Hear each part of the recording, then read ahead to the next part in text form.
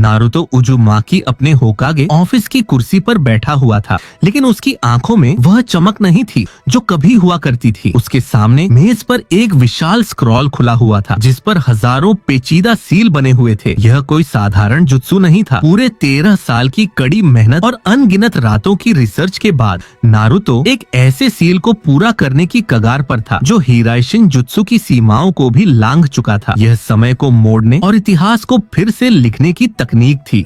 Naruto के चेहरे पर थकान थी पर उसके हाथ नहीं रुक रहे थे। वह जानता था कि अगर यह सफल हुआ तो वह सब कुछ बदल सकता है। तभी ऑफिस का दरवाजा जोर से खुला और एक शिनोबी हांफते हुए अंदर आया। उसके चेहरे पर खौफ साफ दिख रहा था। उसने खबर दी कि टीम 7 अपने सी रैंक मिशन से वापस लौट आई है, लेकिन मिशन बुरी तरह विफल रहा है। नारुतो का दिल तेजी से धड़कने लगा जब उसने सुना कि सासुके उचिहा और उसकी अपनी छोटी बेटी हतोमी गंभीर रूप से घायल हैं। नारुतो एक पल भी गवाए बिना बिजली की गति से कोनोहा हॉस्पिटल की ओर भागा। हॉस्पिटल का गलियारा सन्नाटे से भरा था जिसे सिर्फ भागते हुए कदमों की आहट तोड़ रही थी। वहाँ नारुतो ने अपने बच्चों बोरुतो और हिमावारी को देखा। उनके चेहरे आंसुओं से भीगे हुए थे। हिमावारी ने सिसकते हुए बताया कि उन पर इवागाकुरे के निंजा ने घात लगाकर हमला किया था। बोरुतो के भीतर गुस्सा उबल रहा था। उसने चिल्लाकर कहा कि उन कायरों ने उनके गुरु सासुके को हराने के लिए पूरी सेना भेज दी थी। नारुतो जब अंदर कमरे में पहुंचा तो उसकी रूह कांप गई। हतोमी बिस्तर पर बेजान पड़ी थी और उसकी हालत पल पल नाजुक होती जा रही थी। पास के बिस्तर पर सासुके उचिहा को होश आया। उसकी हालत खराब थी पर उसकी आंखों में हार का दुख साफ था। उसने नारुतो की तरफ देखा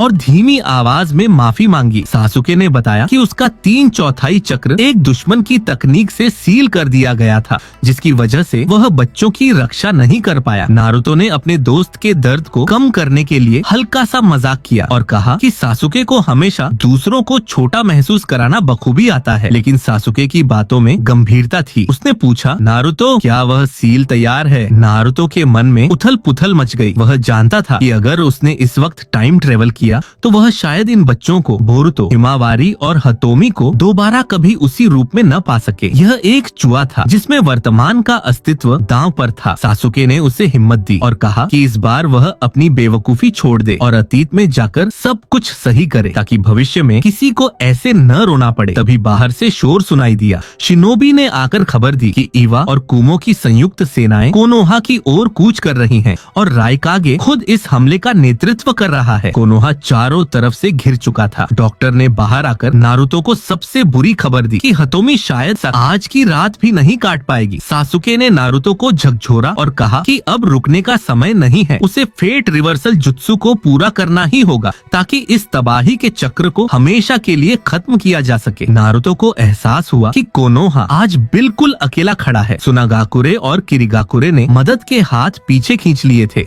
डांजो के पुराने पापों और साजिशों की सजा आज पूरा गांव भुगत रहा था। नारुतो की यादें उसे 14 साल पीछे ले गईं, जब चौथे महान युद्ध के अंत में उसके अपनों ने ही उसे धोखा दिया था। उस युद्ध में लेडी त्सुनाडे शहीद हो गई थी और नारुतो को मलबे से उठकर रोकुदाई में होकागे की जिम्मेदारी संभालनी पड़ी थी। दर्द यहीं खत्म नहीं हुआ था। नारुतो को याद आया कि कैसे उसने और हिनाटा ने एक खुशहाल जीवन का सपना देखा था। उनकी शादी हुई, लेकिन जब उनकी छोटी बेटी हतोमी के जन्म का समय आया तो नियति ने अपना क्रूर खेल खेला। हतोमी के दुनिया में आते ही हिनाटा हमेशा के लिए सो गई। उसके बाद साकुरा हारुनो ने नारुतो के करीब आने की कोशिश की थी ताकि वह होकागे की पत्नी बन सके, लेकिन जब नारुतो ने उसे ठुकरा दिया तो नफरत में अंधी होकर साकुरा ने नारुतो के 1 साल के मासूम बच्चों की जान लेने की कोशिश की। उस दिन नारुतो ने दोस्ती के ऊपर इंसाफ को रखा और भारी मन से साकुरा को मौत की सजा सुनाई थी। सासुके ने नारुतो को याद दिलाया कि उन्होंने बरसों तक इताची उचिहा, ओरोचिमारू, जिराइया और मिनाटो नामिकाजे के स्क्रॉल्स से इस तकनीक को तराशा है। इसे व्यर्थ नहीं जाने दिया जा सकता। नारुतो भारी कदमों से अपनी मरती हुई बेटी हतोमी के पास गया। हतोमी ने अपनी कमजोर आंखों से पिता को देखा और उसका हाथ थामकर कहा, पिताजी आप डरिए मत, आप जाइए और सबको बचा लीजिए। नारुतो ने अपनी बेटी का हाथ तब तक थामे रखा जब तक उसकी आखिरी सांस खत्म नहीं हो गई। अब पीछे हटने का कोई रास्ता नहीं था। नारुतो और सासुके गांव के बीचों बीच खड़े हुए। गारा वहां पहुंचा और उसने वादा किया कि वह बोरुतो और हिमावारी को सुरक्षित स्थान पर ले जाएगा। कोनोहामारू ने दुखी होकर बताया कि पूरी दुनिया कोनोहा से नफरत करती है क्योंकि यहीं से ओबिटो जैसे लोग पैदा हुए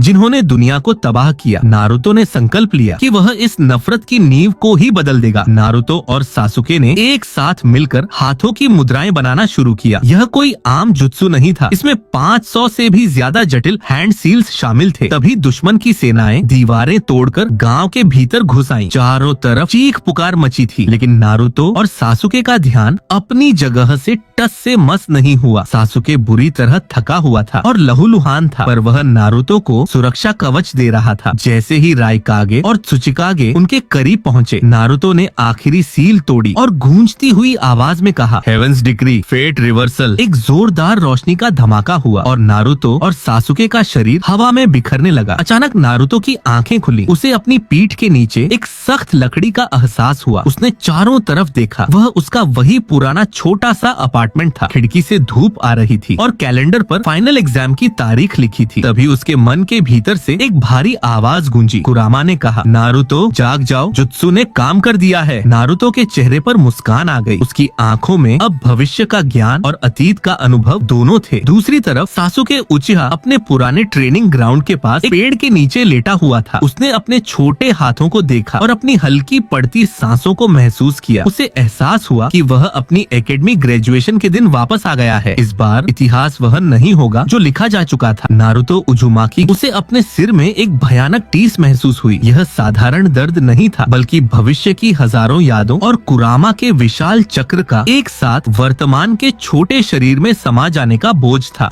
उसने खिड़की की तरफ देखा। सूरज की किरणें बता रही थीं कि वह काफी देर कर चुका है। आज एकेडमी में स्नातक की परीक्षा का दिन था। नारुतो बिस्तर से उछला और अपने पुराने कपड़े पहनकर दरवाजे की तरफ भागा। ठीक उसी समय कोनोहा की एक दूसरी गली में सासुके उचिहा भी अपने घर से बाहर निकला। उसके चेहरे पर भी वही भारीपन और दर्द के निशान थे। जैसे ही दोनों एक मोड़ पर मिले, उनकी नजरें टकराईं। बिना एक शब्द बोले दोनों समझ गए कि वे अकेले नहीं हैं। दोनों का शरीर अब भी छोटा था, लेकिन उनकी आत्माएं युद्ध के मैदान में तपे हुए योद्धाओं की थीं। वे दोनों अपनी पूरी शक्ति के साथ एकेडमी की तरफ भागे। रास्ते में नारुतो को अपना वही पुराना कोनोहा देखकर एक अजीब सी खुशी महसूस हो रही थी, जिसे उसने तबाही के मंजर में खोते देखा था। जब वे दोनों क्लास के दरवाजे पर पहुंचे तो वहाँ इरुका उमिरनो गुस्से में खड़े थे। इरुका ने चिल्लाते हुए पूछा कि वे दोनों आज के इतने महत्वपूर्ण दिन पर देरी से क्यों आए हैं। सासुके ने तुरंत अपनी पुरानी आदतों के विपरीत एक शांत बहाना बनाया। उसने कहा कि वह नारुतो को परीक्षा के लिए कुछ खास तैयारी करवा रहा था, इसलिए उन्हें समय का ध्यान नहीं रहा। इरुका यह सुनकर हैरान रह गए, क्योंकि सासुके और नारुतो का साथ में अभ्यास करना एक अनहोनी बात थी। इरुका ने उन्हें अंदर आने दिया और घोषणा की कि आज की अंतिम परीक्षा 3 हिस्सों में होगी। लिखित परीक्षा, कुनाई और शूरिकेन चलाने की सटीकता, और अंत में एक ताईजुत्सु मुकाबला। जैसे ही वे अपनी सीटों पर बैठे, नारुतो के मन के भीतर कुरामा की भारी आवाज गूंजी। कुरामा ने अपनी शक्ति का इस्तेमाल करके नारुतो और सासुके के बीच एक मानसिक संपर्क स्थापित कर दिया। अब वे बिना होठ हिलाए एक दूसरे के विचारों को सुन सकते थे। सासुके ने मन ही मन कहा, नारुतो, हमें अपनी ताकत को छिपाकर रखना होगा, वरना सब पर शक हो जाएगा। नारुतो ने सहमति में सिर हिलाया। लिखित परीक्षा शुरू हुई। नारुतो,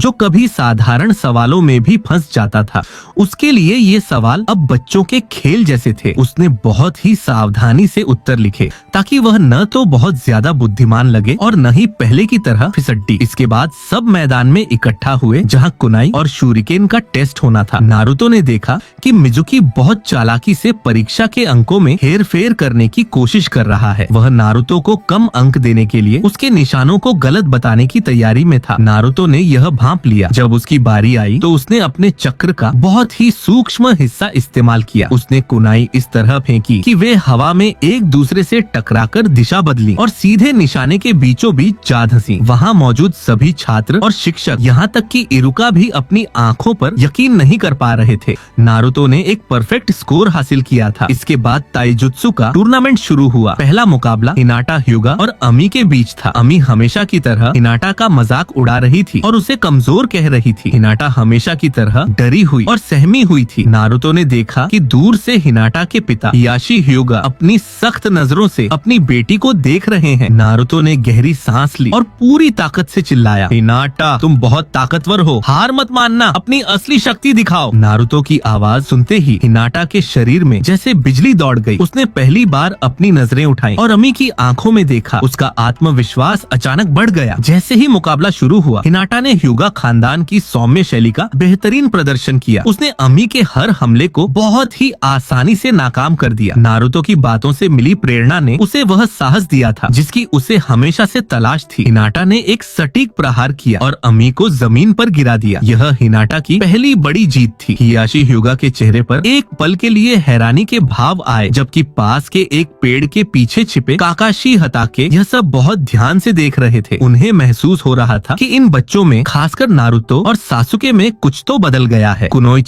यानी लड़कियों का टूर्नामेंट आगे बढ़ा। अगले मुकाबले में हिनाटा का सामना साकुरा हारुनो से हुआ। नारुतो के मन में साकुरा को देखकर कई कड़वी यादें आईं, लेकिन उसने खुद को शांत रखा। हिनाटा ने अपनी नई शक्ति और आत्मविश्वास के साथ साकुरा को भी हरा दिया। फाइनल मुकाबले में उसका सामना इनो यामानाका से हुआ। इनो ने अपनी फुर्ती दिखाने की कोशिश की, लेकिन हिनाटा के व्याकुगण और उसके सधे हुए प्रहारों के सामने वह टिक नहीं पाई। हिनाटा लड़कियों की तरफ से टूर्नामेंट की विजेता बनी। नारुतो ने उसे देखकर गर्व से मुस्कुराहट दी, जिसे देखकर हिनाटा शर्म से लाल हो गई। अब लड़कों के टूर्नामेंट की बारी थी। नारुतो और सासुके ने अपने शुरुआती राउंड बहुत ही कम मेहनत में जीत लिए। उनकी गति इतनी तेज थी कि साधारण छात्र उन्हें देख भी नहीं पा रहे थे। जब शिकामारु और चौजी की बारी आई तो शिकामारु ने हमेशा की तरह आलस दिखाते हुए और इसे परेशानी बताते हुए अपना नाम वापस ले लिया। चौजी ने भी अपने दोस्त के साथ ही हटने का फैसला किया। दूसरी तरफ शीनो और किबा ने अपने अपने राउंड जीतकर अगले चरण में जगह बनाई। पूरे मैदान का माहौल बदल चुका था। जो नारुतो कल तक सबका मजाक बनता था, आज उसकी एक झलक पाने के लिए सब बेताब थे। सासुके और नारुतो की खामोश समझदारी और उनका बदला हुआ व्यवहार कोनोहा के बड़े अधिकारियों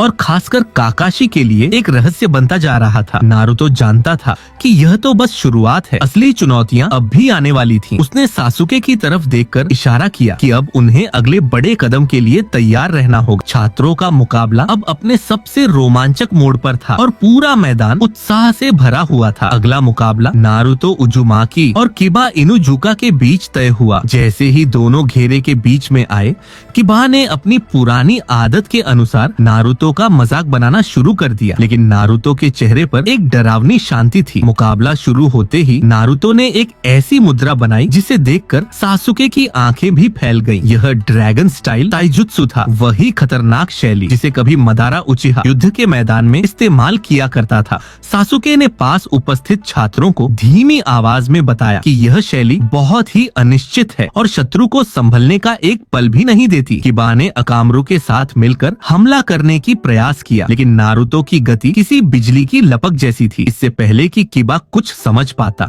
नारुतो उसके बचाव को चीरते हुए अंदर घुस गया। नारुतो ने एक बहुत ही सटीक और शक्तिशाली हथेली का प्रहार किबा की नासिका पर किया। एक जोरदार शब्द हुआ और किबा सीधा घेरे से बाहर जाकर गिरा। उसकी नासिका से रक्त बहने लगा था और वह अचेत हो गया था। पूरी क्लास और वहाँ उपस्थित शिक्षक सन्न रह गए। नारुतो, जिसे सब सबसे निर्बल समझते थे, उसने कोनोहा के एक प्रतिष्ठित खानदान के वारिस को एक ही झटके में परास्त कर दिया था। इरुका उमिरनो तो अपनी अंक तालिका में अंक लिखना ही भूल गए। उनकी आंखें फटी की फटी रह गईं। अब बारी थी सबसे विशाल मुकाबले की, नारुतो उजुमाकी बनाम सासुके उचिहा। यह अंतिम मुकाबला था। जैसे ही दोनों एक दूसरे के सम्मुख आए, मैदान का तापमान जैसे गिर गया। दोनों ने एक दूसरे की आंखों में देखा और बिना कुछ कहे एक पुराने तालमेल के साथ प्रहार शुरू किया। यह कोई साधारण एकेडमी मुकाबला नहीं था। अगले 20 मिनट तक जो कुछ भी मैदान पर हुआ वह उच्च स्तर के योद्धाओं के लिए भी अकल्पनीय था। उनकी प्रहारों की गति और तकनीक इतनी उन्नत थी कि छात्रों को सिर्फ उनकी परछाइयां दिखाई दे रही थीं। नारुतो और सासुके एक दूसरे के हर वार को पहले से जानते थे। हवा में कलाबाजियां खाते हुए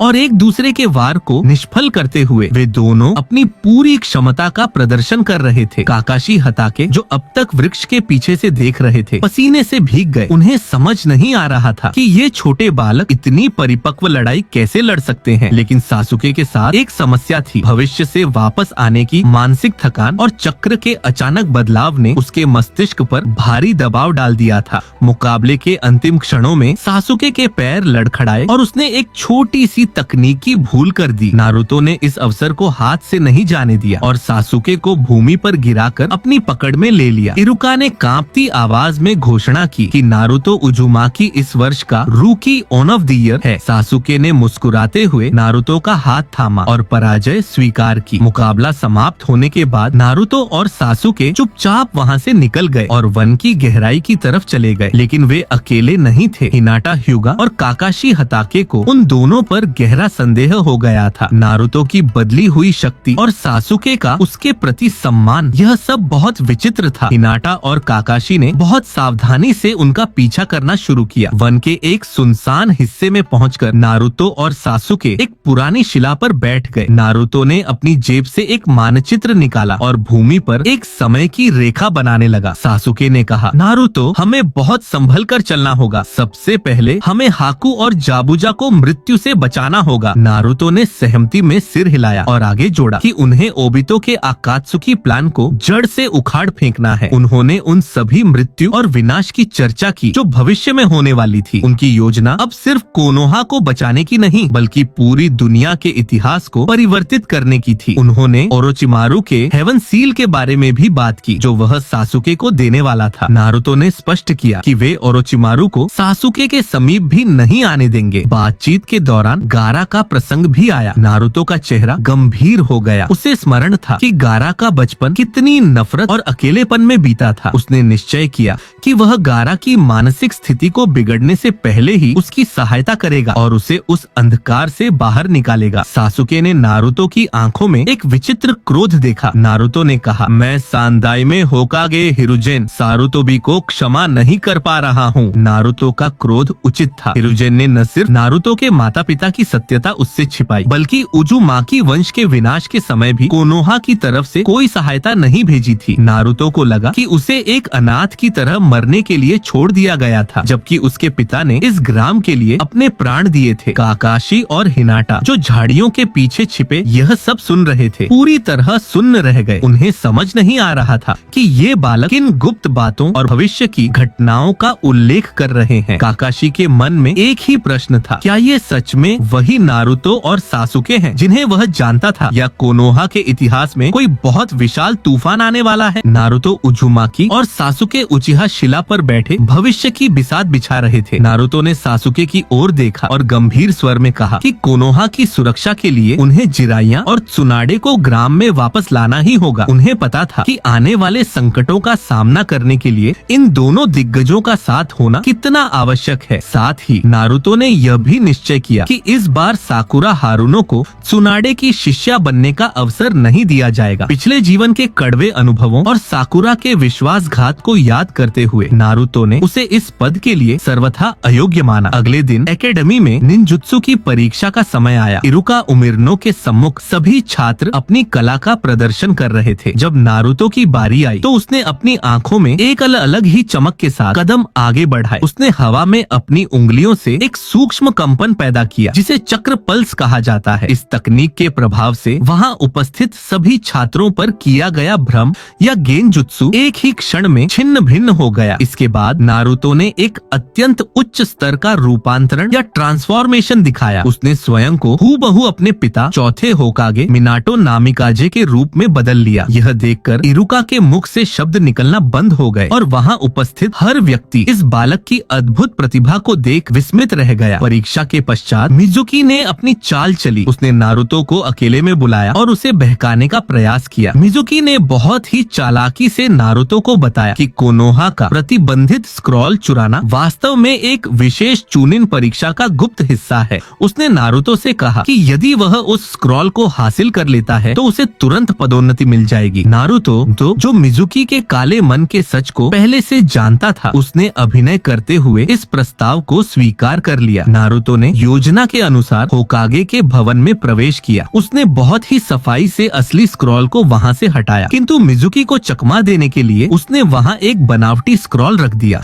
वह उस बनावटी स्क्रॉल को लेकर सीधे वन के भीतर चला गया। वहाँ पहुंचकर नारुतो ने एकांत में बैठकर उस महान स्क्रॉल के भीतर अंकित गुप्त विधाओं का विश्लेषण शुरू किया। उसने एडो तेंसी जैसी विनाशकारी तकनीकों और अन्य पेचीदा जुत्सु को बहुत गहराई से समझा ताकि भविष्य में उनके विरुद्ध ढाल बनाई जा सके। नारुतो का मस्तिष्क अब एक अनुभवी योद्धा का था जो शत्रु की हर चाल से परिचित था। तभी सन्नाटे को चीरते हुए मिजुकी वहाँ प्रकट हुआ। उसके चेहरे पर लालच और विजय की कुटिल मुस्कान थी। उसे लगा कि नारुतो अब उसके जाल में पूरी तरह फंस चुका है। मिजुकी ने नारुतो पर घातक प्रहार किया, लेकिन उसे यह आभास नहीं था कि वह स्वयं एक महाजाल में फंसने वाला है। नारुतो ने अपनी फुर्ती से मिजुकी के हर वार को निष्फल कर दिया और उसे एक अभेद्य जाल में बांध लिया। मिजुकी ने घृणा से चिल्लाकर नारुतो के भीतर बसे 9 टेल्स फॉक्स यानी कुरामा का सच सबके सामने बोलना चाहा, किंतु नारुतो ने उसे बीच में ही रोक दिया। नारुतो ने शांत स्वर में कहा कि उसे अपनी वास्तविकता और कुरामा के अस्तित्व के विषय में पहले से ही सब कुछ पता है। उसने स्पष्ट किया कि वह पुराना अबोध बालक नहीं रहा जिसे कोई भी बहला सके। नारुतो ने मिजुकी के विश्वासघात और उसके काले कारनामों का कच्चा चिट्ठा खोलकर रख दिया। वहाँ इरुका भी पहुँच चुके थे और यह सब देखकर स्तंभित थे। नारुतो ने मिजुकी के प्रति रत्ती भर भी दया नहीं दिखाई। उसने अपनी शक्ति का एक प्रचंड प्रहार मिजुकी पर किया और उस गद्दार का अंत कर दिया। इरुका के लिए यह दृश्य अविश्वसनीय था। उनके सामने वही बालक खड़ा था जो कल तक छोटी छोटी बातों पर रोता था और आज उसने कोनोहा के एक शत्रु का समूल नाश कर दिया था। नारुतो ने मिजुकी का प्राण लेकर यह सिद्ध कर दिया कि अब कोनोहा के इतिहास में कोमलता का स्थान न्याय और शक्ति ने ले लिया है। इरुका ने नारुतो की आंखों में देखा तो उन्हें वहाँ एक बालक नहीं बल्कि एक रक्षक दिखाई दिया। नारुतो ने चुपचाप वह स्क्रॉल उठाया और इरुका को सौंप दिया। वन की ठंडी हवाएं अब नारुतो के बदले हुए व्यक्तित्व की कहानी सुना रही थी। सासुके दूर से यह सब देख रहा था और उसे संतोष था कि उनका प्रथम लक्ष्य सफलतापूर्वक संपन्न हुआ। अब टीम 7 के गठन और विश्व के भविष्य को बदलने की उनकी यात्रा का वास्तविक आरंभ हो चुका था। नारुतो ने मन ही मन संकल्प लिया कि वह अब किसी भी अपने को खोने नहीं देगा और कोनोहा को उस शिखर पर ले जाएगा जहाँ तक कोई पहुँचने का साहस भी न कर सके।